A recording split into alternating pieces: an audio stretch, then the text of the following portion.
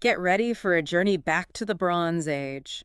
We're taking a deep dive into the world of Homer's The Iliad, exploring, the legendary wrath of Achilles. Yeah, and we're not going to, like, just rehash the story, right? You already know the Trojan War, the abduction of Helen, all those epic battles. Hmm. What we're going to uncover is the why behind Achilles' rage Yeah. and how this single emotion kind of reverberates through the entire epic, Right. shaping destinies and revealing these, like, profound truths about human nature. Okay, so let's unpack this.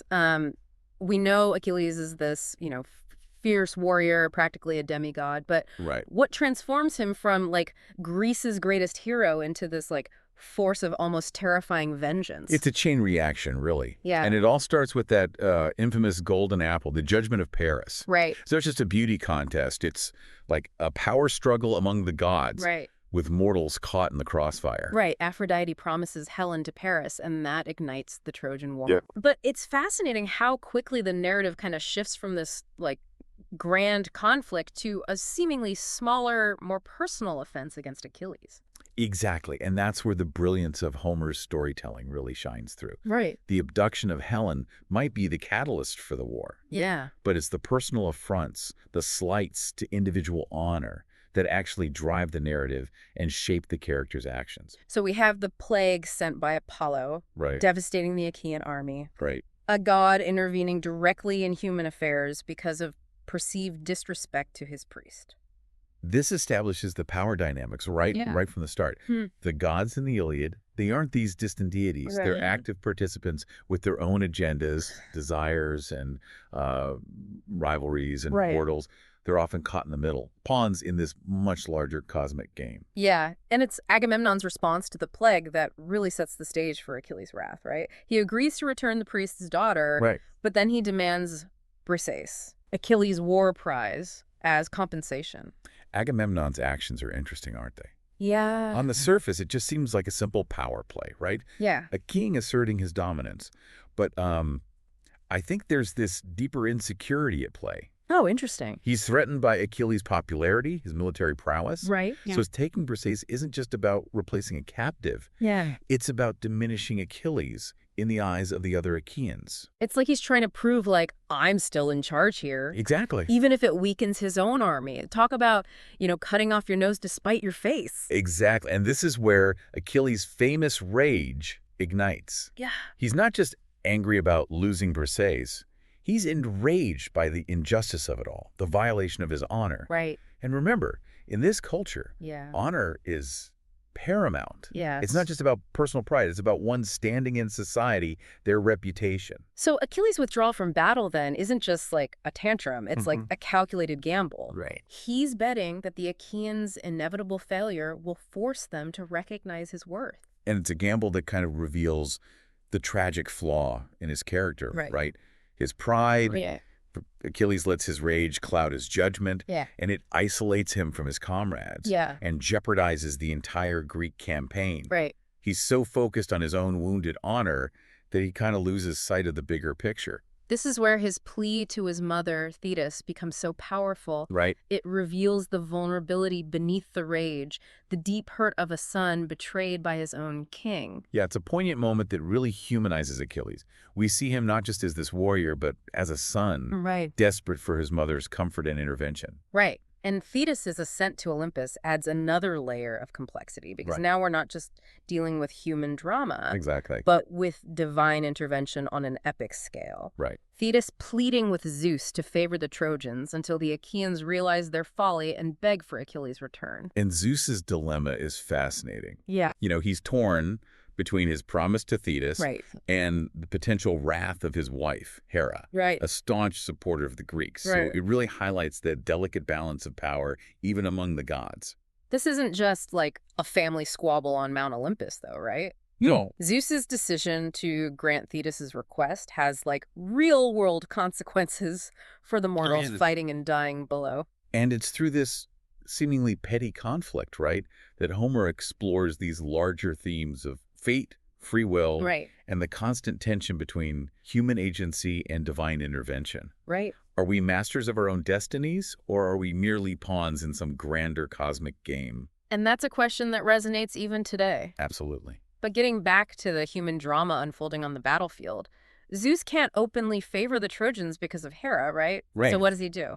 He resorts to a bit of trickery, Yeah, something the gods are quite fond of in the Iliad. right. He sends Agamemnon a deceptive dream, a vision of victory that basically fuels the king's arrogance and leads him to make a series of disastrous military decisions. This manipulative tactic speaks volumes about the relationship between gods and mortals. Right. It's almost as if the gods are using humans as puppets in their own, like, divine plaything. And the fact that Agamemnon so easily falls for the deception just underscores human fallibility. Right. We're susceptible to manipulation, Right. blinded by our desires, Yeah. and often incapable of seeing the larger forces at play. And while all this is happening, Achilles is back at his camp. Yeah. Still fuming, still refusing to budge. He's surrounded by his loyal myrmidons, Right. but he's utterly alone in his grief and rage. It's a powerful image of isolation. Yeah. The greatest warrior in the world, reduced to this brooding figure consumed by his own emotions. But the Achaeans, Yeah. they're starting to realize the consequences of their actions, Right. right? They're losing badly. Yeah. The herb is dwindling. So they send an embassy to Achilles, led by Odysseus, Ajax, and Phoenix. Yeah. They offer gifts, apologies from Agamemnon. They Right. plead for his return. They pull out all the stops. Will it be enough to quell his wrath? Achilles' rejection of the embassy. It's a pivotal moment, It's not just about the gifts or even Agamemnon's apology. Right. It's about this fundamental conflict between, like, personal honor and the greater good. You know what I mean? It's almost like he's saying, my pain is more important than the suffering of an entire army, and it's hard not to judge him for that. But Right. I also kind of wonder if Homer is forcing us to confront a difficult truth about ourselves, right? Like, don't we all prioritize our own feelings sometimes, even when we know it might be at the expense of others? That's a really thought-provoking question. Yeah. And it's precisely what makes the Iliad so timeless, right? Yeah. It's not just this simple tale of heroes and villains. Right. It's this complex exploration of human nature with all its flaws and contradictions. So Achilles wants to see the Achaeans suffer.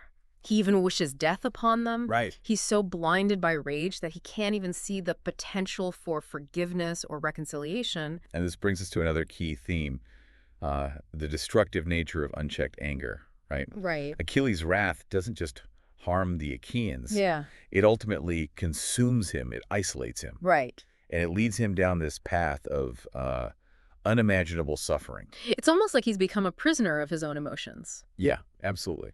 And while he's stewing in his tent, the situation on the battlefield is Right. it's becoming increasingly dire. The Trojans, emboldened by Zeus's favor, they're pushing back hard. Yeah.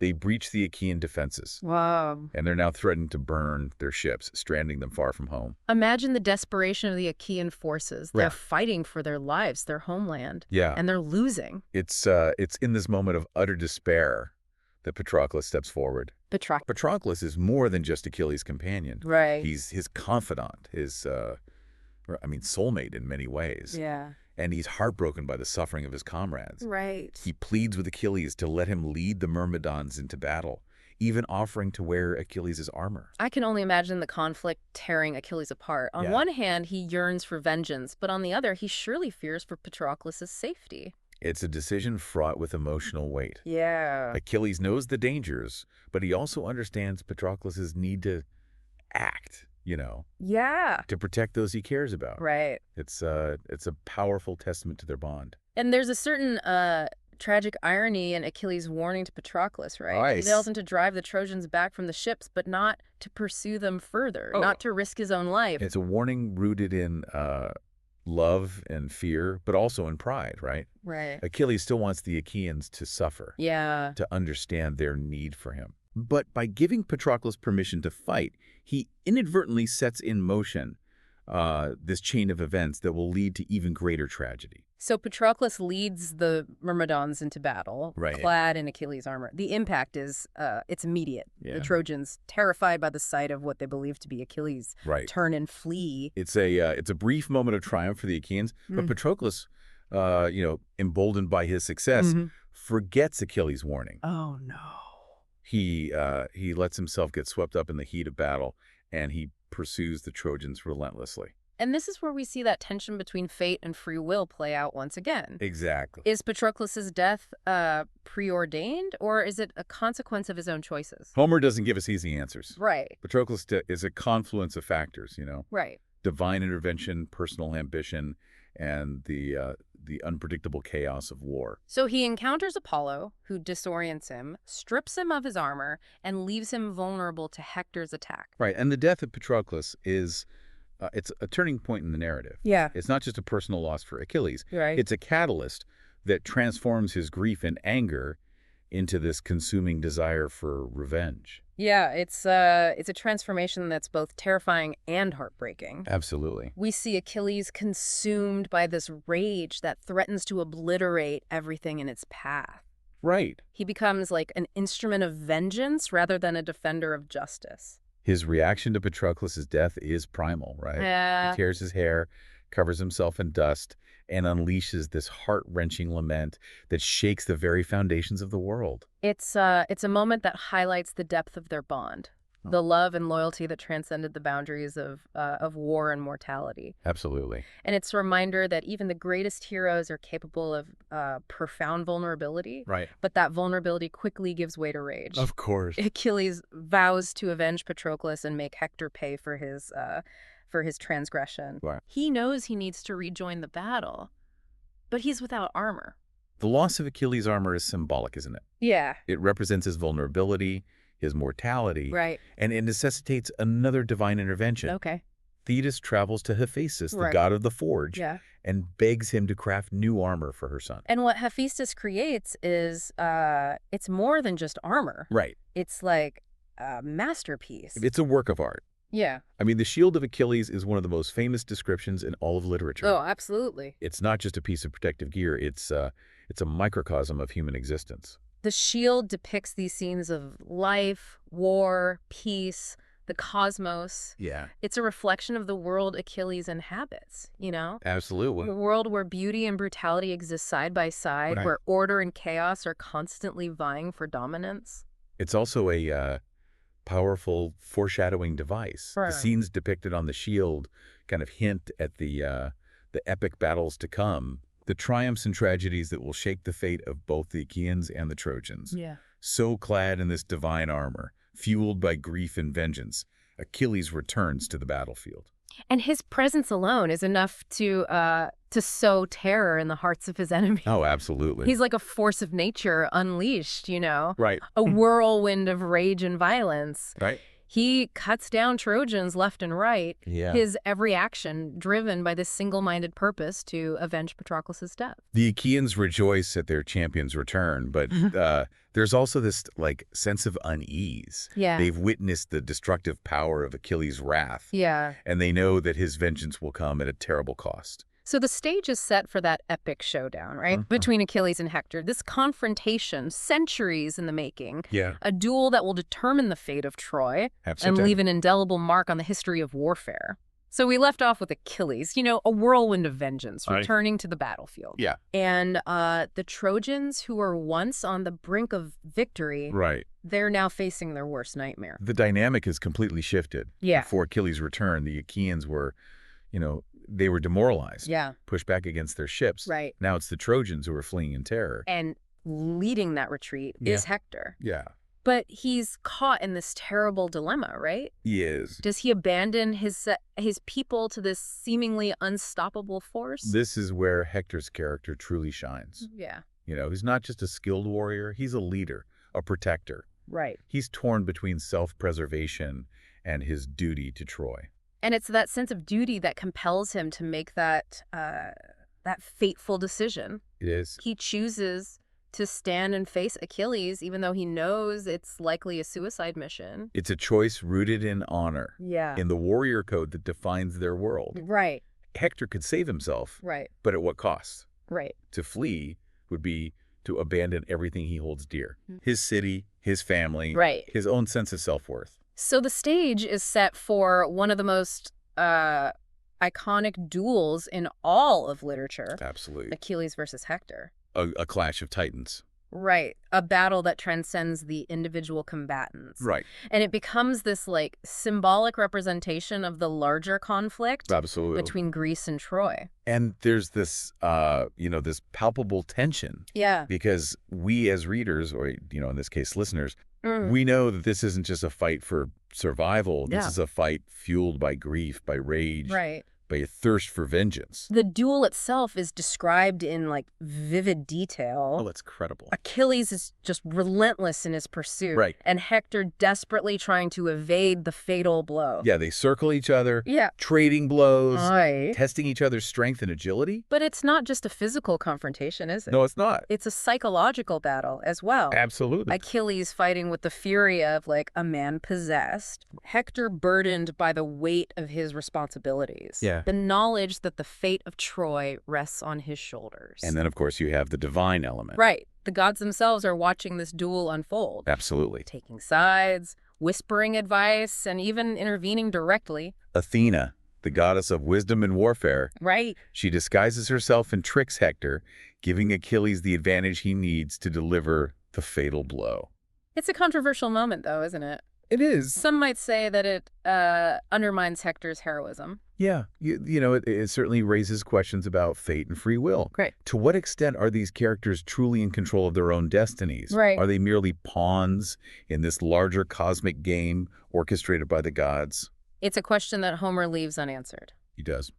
But regardless of divine intervention, the outcome is clear. It is. Achilles pierces Hector's throat, mortally wounding him. Right. And in his final moments, Hector begs Achilles to treat his body with respect.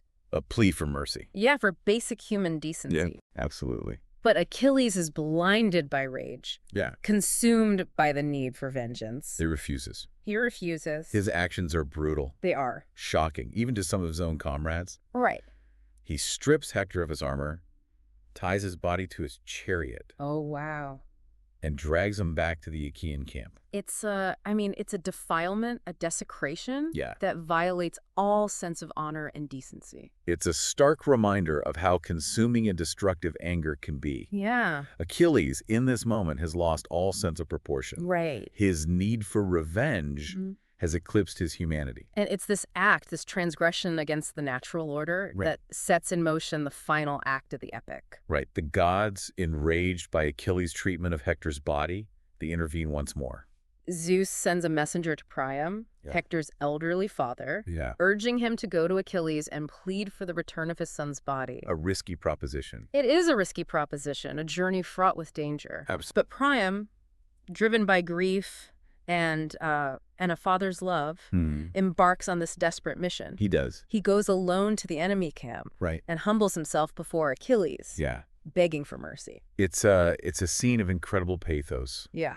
This poignant reminder of the universality of human emotions, Right. even in the midst of war. Right. Two men brought together by grief, Yeah. both having suffered unimaginable losses. And in this moment, something remarkable happens. It does. Achilles sees in Priam a reflection of his own father. Yeah. He's reminded of his own mortality, his own capacity for love and compassion. And he agrees to return Hector's body. He does. Wow. And even grants the Trojans 12 days of truce to mourn and conduct proper funeral rites. It's a glimmer of hope in an otherwise bleak and brutal narrative. It is a recognition of shared humanity, Wow. a testament to the power of empathy, Right. to transcend even the deepest hatreds. So what does this all mean? That's the question, isn't it? Yeah, what are we to take away from this deep dive Yeah. into the Iliad and the wrath of Achilles? The Iliad is not just a war story. Right. It's a story about the human condition, Yeah. about the complexities of grief and rage, Right. the struggle for honor, Yeah. and the enduring power of compassion. It reminds us that even in the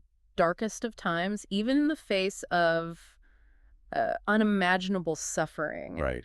there is always the potential for redemption, Absolutely. for connection, for a recognition of our shared humanity. Beautifully said. Thank you for joining us on this deep dive into the Iliad. It's been a pleasure. We hope you've gained a deeper understanding of this timeless epic Yeah. and the enduring power of its themes. I think we all have. And we encourage you to continue exploring the world of Homer Yeah. and the stories that have shaped our culture for millennia.